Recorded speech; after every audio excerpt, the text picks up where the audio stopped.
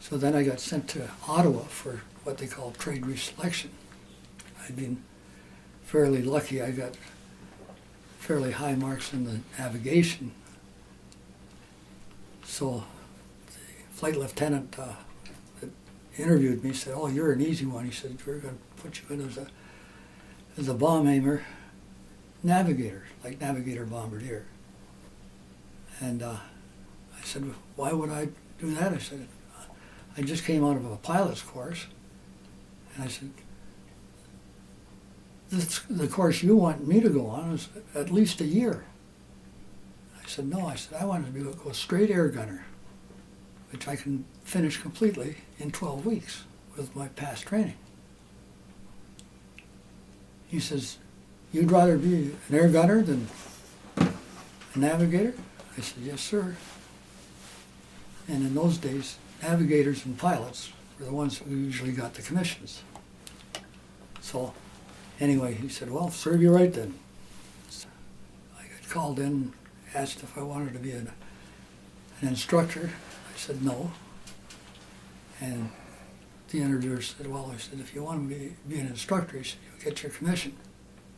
He said, "If you don't want to be an instructor, you'll graduate as a sergeant." I said, "Okay, I'll graduate as a sergeant." Figured I'm going to go overseas. So after I finished, had got my wing and so on, I got posted to Toronto. Well, this was kind of another kick in the you-know-where. So when I got there, they told me the story of Professor Banting, the gentleman who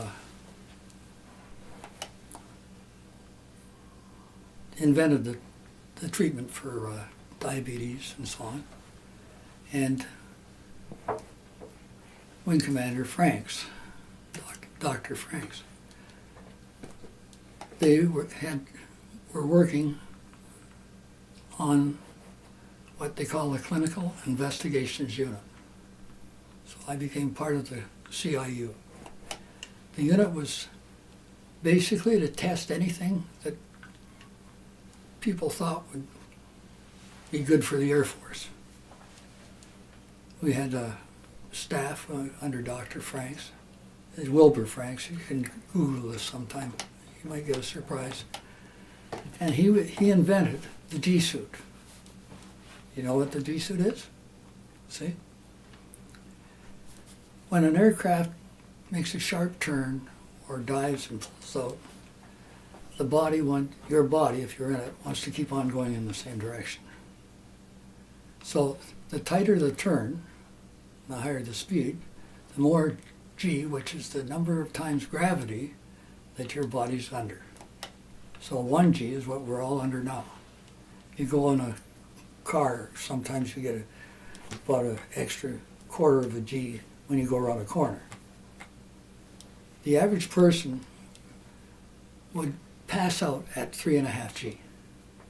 That's 3.5 times gravity. So your blood is going to weigh 3.5 times what it would under normal circumstances.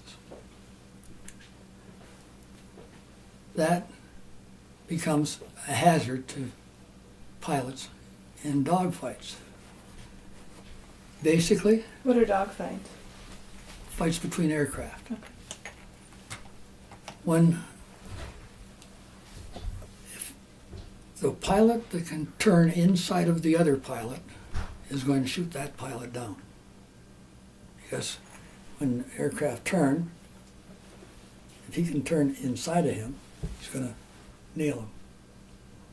If he goes up, this guy goes up, and if this guy can stay conscious, he's going to nail him.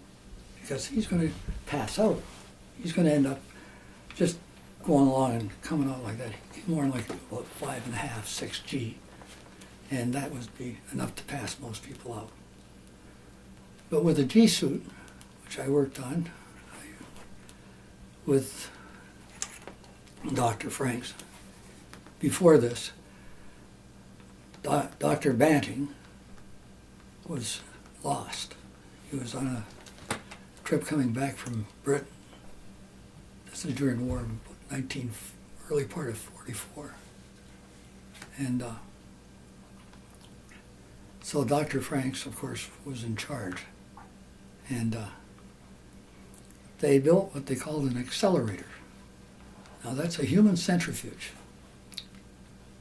The accelerator usually it was about 60 feet in diameter, and it was about maybe 15 feet in depth, and it had a replace for a cockpit. And of course, you got in the accelerator, they started whirling around. The faster they whirled you around, the more you wanted to go. And of course, they could run you up to 10 or 12 G if they wanted to. So anyway, they had us, I would go in on 1 week, Monday, Wednesday, and Friday. I'd go in for maybe 10 o'clock in the morning, after I had my breakfast, had a chance to digest. I'd get in it, and they, without a G suit, they see when I pass out, because I had to respond to bells and buzzers and lights while I was in there to ensure them what stage of consciousness I was in. So when this was done in the morning, I fine, we'll see this afternoon. In the afternoon, I'd go in, I'd put on the G suit.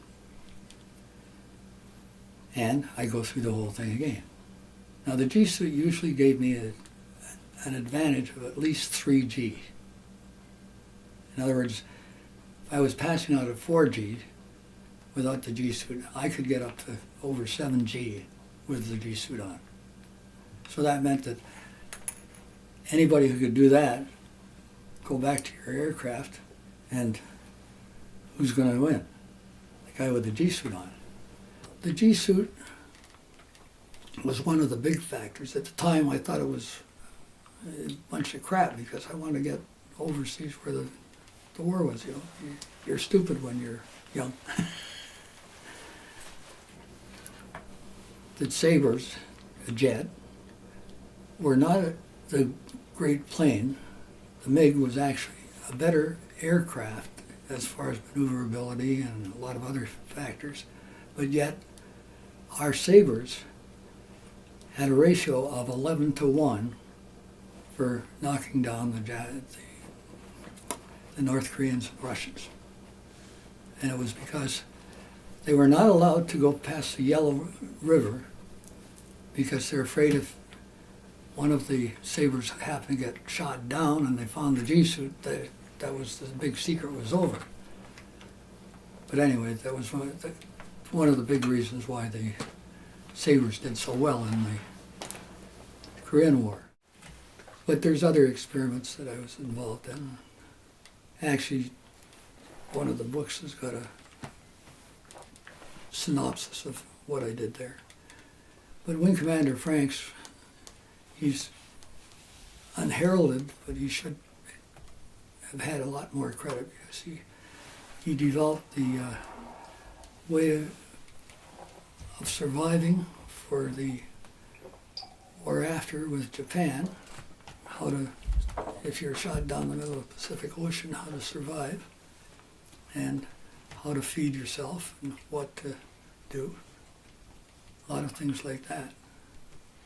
Franks was working on the insulin withbanding before the war, but he got tangled up in the clinical investigations unit because he was in the reserves, and he ended up running the clinical investigations unit, which, well, they developed different types of gear. The G suit was one of the things, but they had something you might be interested in. Like when people are in the war and they get wounded, they don't get wounded next to a hospital bed. So what do? You have to, if it's in a land battle, you have to get them transported from where they are wounded back to a field hospital for basic first aid, you might say. if it's in C, then you have to incapacitate them and make sure that they're looked after so they don't die of shock. If it's in the air, you've got to stop the bleeding and stop them from hurting themselves anymore. And of course, if it's a bomber that's the person's in when they're wounded, it takes a while. So what are you going to do? So we developed what we call the shock suit. And those days, a little CO2 capsule, which used to inflate anything. They used it to inflate the Mae West. So they had sleeves that when you inflated it, would hold it rigid. If there's any wound on there, it's clamping with force, stop the bleeding, to fit the legs and fit the torso. I spent 48 hours in one of those. You know, couldn't move. The nurses used to come along and check to see if my fingers, tips of my fingers were blue and things like that. Do they still use the G suit or the shock suit? The G suit, of course, they'd use that for astronauts. Because when they take off the initial, and that saves them getting, like, if you get too much G, the heart can't pump. I finally got in enough trouble that I got my posting overseas, and I was overseas for 10 months. Where were you overseas? In Britain. What were you doing there? Well, when I first got there, I went with a group of other air gunners on courses. I took another commando course. And from there I went to Weston Supermare. That was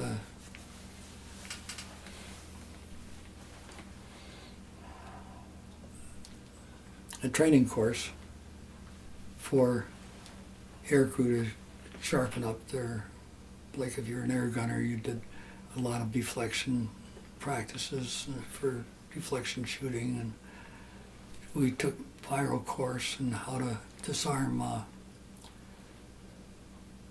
booby traps. Our graduation, we had to go through a house that had been completely booby trapped and locate 3 booby traps and disarm them without setting any off. Go out, go in the front door and upstairs, and then that was one of the things. But then the war came to quite an abrupt end. And So it ended while you were in Britain? yeah, Okay. Do you remember what that was like? all hell broke loose. The British had been starving themselves for 6 years and so on, and this was a big relief. I spent VE Day in Harrogate, which is a small town, which was the headquarters of 6th Group. And it was wild. That's all I'll say, because